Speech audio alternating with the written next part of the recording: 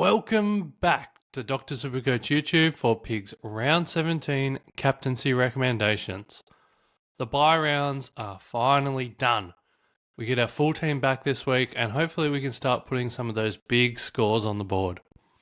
It does mean we are out of blue dot loopholes, so please take this as your reminder to check your loopholes and make sure that you execute your plan. Make sure you know who you're going to VC and see, and make sure who's going to come onto your field as the loophole captain, because we don't just have those blue dots to rely on them. We've got a little bit used to them, and now we might just have to think about it a little bit more. Now, last week, I forgot to post the link to this YouTube video on Twitter. I normally post it to Twitter as well, so people there can see it. But I forgot last week, so hopefully you were subscribed and you had your notifications turned on, and you're able to watch the video and get my recommendations. If you missed it, I recommend you go ahead and like and subscribe now so that you don't miss any future ones. As you know, if you watched last week, I was really keen on Darcy Cameron last week and I had the VC on him. He scored 111. I didn't take that VC and I rolled it into Jordan Dawson, who scored 112. A huge improvement. What a move that was. In a normal week, I would have been fairly disappointed with that as a captaincy score. But it was actually still one of my team's highest scorers. And look, to be honest, the only player that I was really considering over Decam or Dawson for my team was Nick Dacos. And he only scored 19 more than Dawson, so it's not really a big deal. It was a bit of a weird week where a lot of the premiums just flopped. So to get 112, whatever, I'll take it. We now move on to round 17, and it's a weird week this week in the fact that nearly all of the good scorers are loaded onto the first few time slots of the round. So Thursday night, Friday night, and then Saturday afternoon in particular, there's a lot of good scoring players playing with good matchups. And that is a little bit disappointing as we've got the annual Dr. Supercoach Slack catch-up this weekend, and the schedule means that we might have already locked in our VC score by the time we're all at the pub together drinking free beers and cheering on our players. It would have been great to kind of all save our VC to that kind of Saturday arvo, but let's see. As we go through and talk about this video, we'll see whether we can do that or not. First, let's go on to those early game VCs. Number 3 is Tom Green. Tom comes off his bye with a 3-round average of 129. He's finally given his owners some captainable scores of 136 and 140 in that time. He now matches up with the Eagles, who are a positive matchup for inside midfielders, and a team that he has scores of 128 and 137 against in his last 2 meetings. In recent weeks, we've seen a Dacos 131, a Pendle Doobie 129, a Hewitt 127, a Sheasel 137, a Baslenka 129, and a Dawson 138 against the Eagles. So I guess no real monster spike scores, but plenty of really safe, really great captain options there against the Eagles. So I think Tom Green against West Coast this week, he's probably one of those really predictable 120 to 140 kind of scores. I can't see it being a 150 plus giant. So if you're someone that just likes to have 2 cracks at a 120, try and just be really safe and get a 120 from either your VC or your C, this is probably the move for you. If you're like someone that likes to swing for the stars with your VC and go for an uber ceiling, then maybe pass on this one and look at the next 2 guys. There are more than 10 good options this week, so I'm being a bit cheeky here to recommend both Bont and Ed Richards. This is 2-gun midfielders coming up against the easiest matchup for midfielders in the league. North Melbourne have recently given up scores of 119 to Newcombe, 142 to Sarong, 130 to Brayshaw, 134 to Long, 126 to Chris, 139 to Dunkley, 120 to McCluggage, 172 to Zach Merritt, and 120 to Durham. Whew, that was a lot of scores. They've also shown that they're not interested in tagging, and we know that both Marcus and Ed dominate in games where they aren't tagged. If you had to force me to choose one over the other, it would be Bont first, as we know he's got that 170 plus upside, which he only showed us 2 weeks ago. But that's something that Richard just hasn't shown in his career yet. Richards has never got a 170 in his career. But to be honest, I don't think you could go wrong with either. I think they're both really, really good VCs. But they're probably not quite the number one. That for me is going to sit with Tristan Cherry. And this Tristan Cherry recommendation is a bit of an interesting one. He's got a 3-round average of 98, which is a bit average, and he only managed 111 last week. But now he matches up with Tim English, who actually shows up as one of the hardest DFS matchups over the last 10 games. So I remember last year and the year before as well, we were targeting Tim English every single week when he came up against Ruckman. So he's obviously improved to now be a bit limiting. And on average, Tim English is limiting opponents to 7 points per game below their current form. So why am I recommending Cherry? In that time, there have been some big ones. Let me read you the numbers against English over last month. He let Meek score 134. That's 41 points above Meek's form. But then he limited Marshall to an 80. That was 35 points below Marshall's form. He then limited Nank to a 75, which is 26 points below Nank's form. But then last week, he allowed Grundy to post a massive 179, which was 51 points above Grundy's form. So 2 huge games, absolute monsters, 2 very restrictive games against English. I'm not really sure how to read that. I guess my takeaway is that English could restrict Cherry, or he could just allow him to go bonkers like Grundy and Meek did. And as a VC shout, you want someone that can blow the roof off their ceiling, and Cherry is absolutely that guy. Look, I wouldn't be as confident in this one if he was your captain, but playing in the first game, he's going to be your VC. As a high upside VC, I love it. And even more so this week because I am so confident in my number 1 and 2 captain options playing on the Saturday.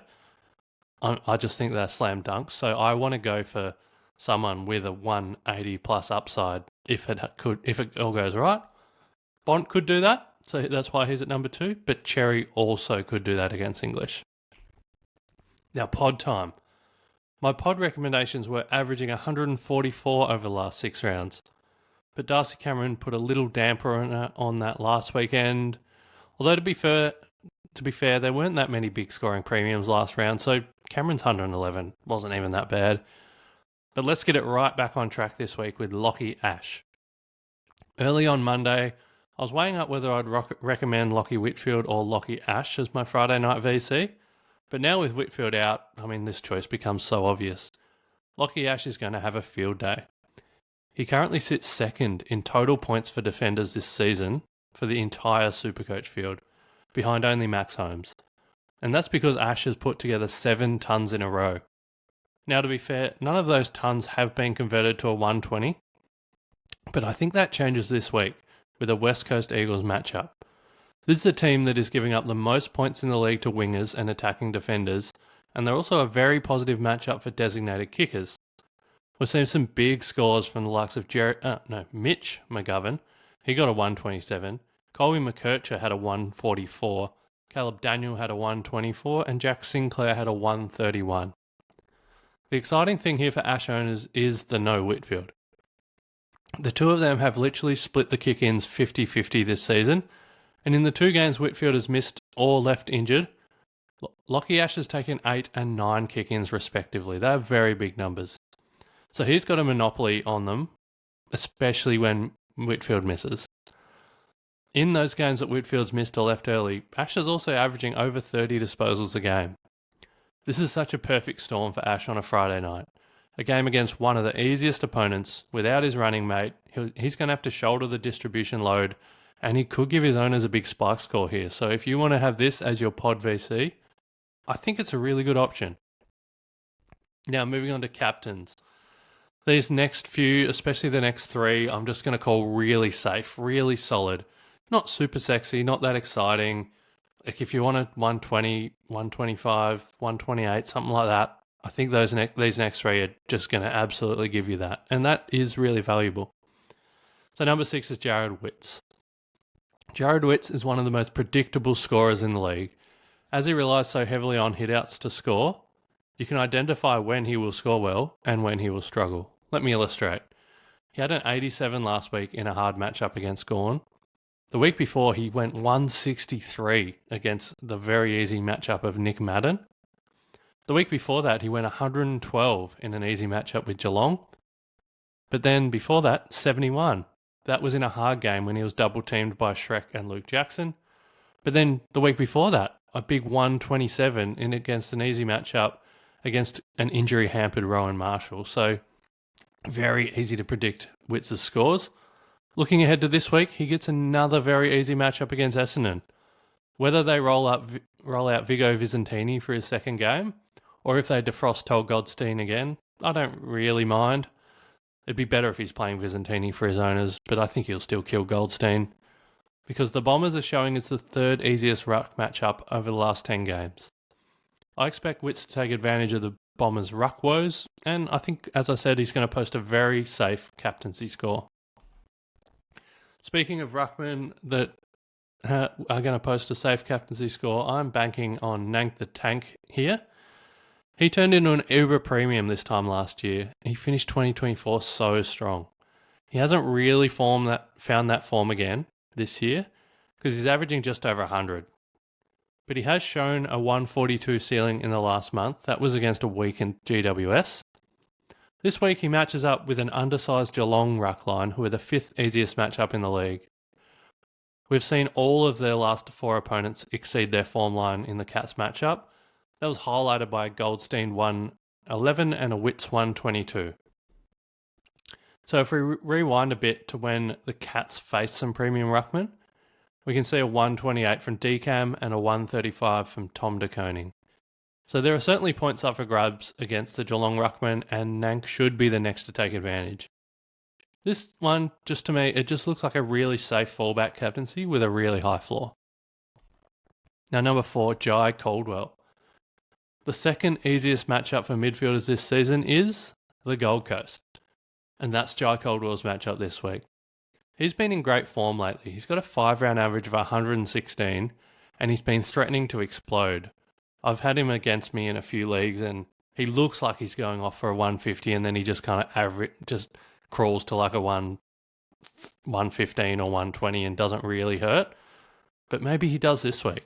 Against the Suns, who have recently given up scores of 121 to Cozzy Pickett, 132 to Tom Green, 152 to Max Holmes, 145 to Tom Atkins, and 123 to Andrew Brayshaw, and a 131 to Jack Steele.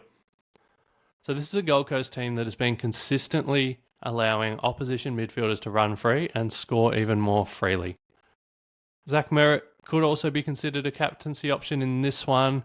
He's just been so hit and miss and moved around the ground and just not as confident as a captain. But I really like the safety of Caldwell as a captaincy at the moment. He plays the first game on Saturday, so he does play quite early.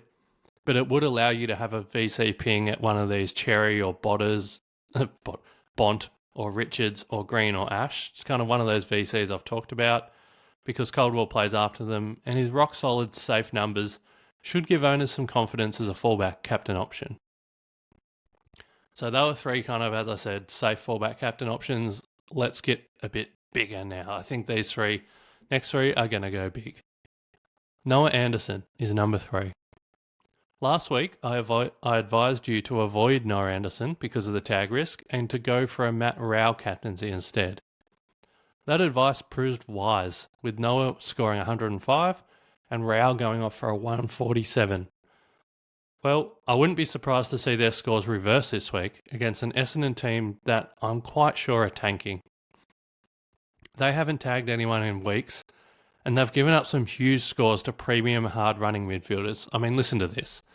There's a 149 to Sarong, there's a 155 to Holmes, there's a 159 to McCluggage, there's a 140 to both Bont and Libba. So this is an Essendon team that has no intent on stopping the other team's gun players. In fact, it's an Essendon team that doesn't mind if the opposition gets off the chain. And we know how dangerous Noah can be when he's allowed to run free. Anderson has a 152, a 146 and a 139 in just his last 6 weeks, showing his incredible ceiling. And I can't come up with a reason why he isn't going to put up similar numbers again this week against Essendon. I mean, he literally had a 150 on them last year. He is more than capable. But here we go. Number 2, Bailey Smith is back.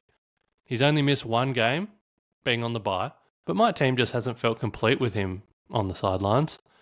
And returning into the AFL this week with a matchup with Richmond is just a goldmine. The Tigers are the 4th easiest matchup for inside midfielders and the 3rd easiest matchup for wingmen. And Baz is one of the best outside runners in the league. A guy who's shown us 145 plus potential 3 times already this season. And with an easy run home, he might have a few more to add to that tally. And maybe it starts this week. But not only are Richmond an easy matchup for wingers, they're also the easiest matchup in the league for designated kickers. And watching Bailey Smith closely this year, he regularly pushes back into defence to get that release kick from the kick in. And he can act as a distributor off half-back. He doesn't limit himself to just playing in the middle part of the ground. He gets everywhere. Like I said, it's a role where he truly covers the whole ground, and I think he's going to take advantage of the inexperienced Richmond players.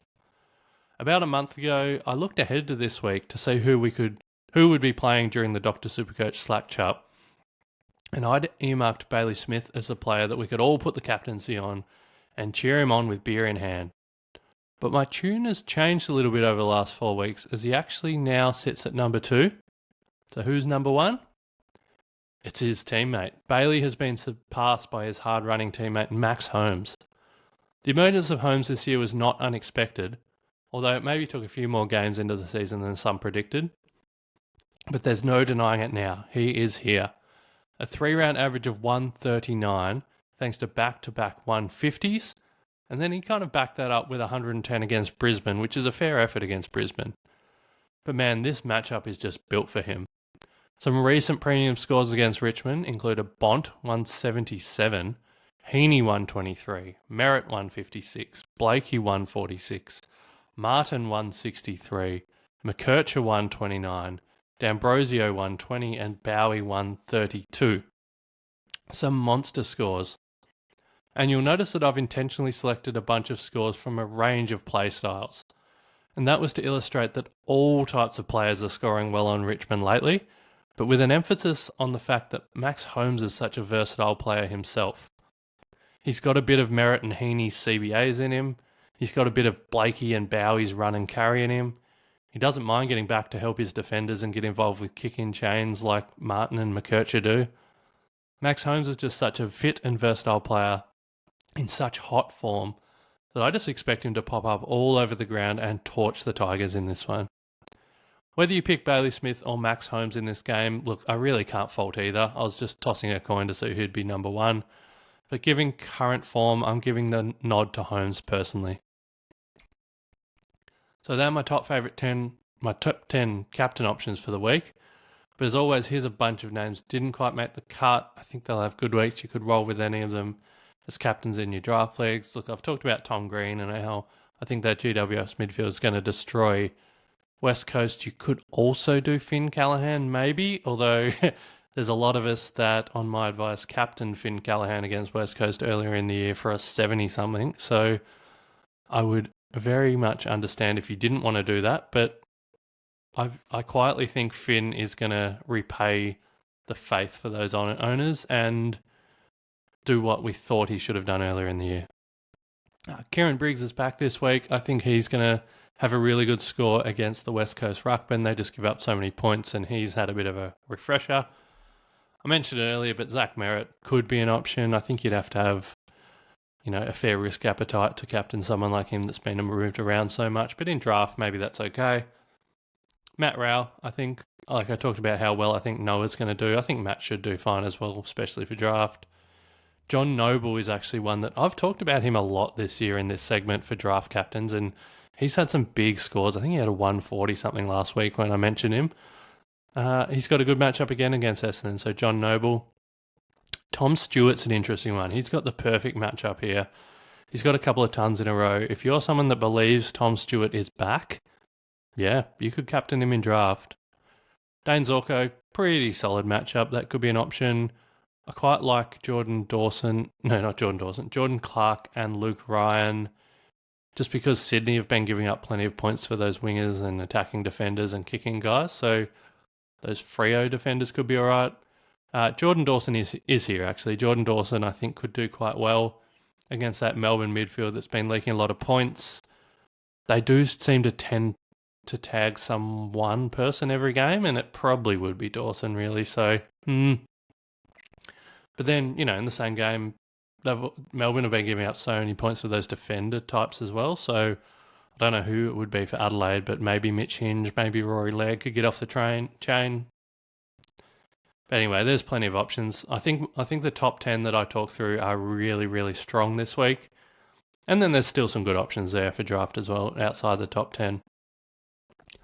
Look, as I said, I really wanted to VC one of Bailey Smith or Max Holmes at the Slack Chup this Saturday to cheer them on in person with the Dr. Supercoach crew, beer in hand, just giving it to them. But there isn't really anyone in my team that I have who is a safe captaincy score after that game.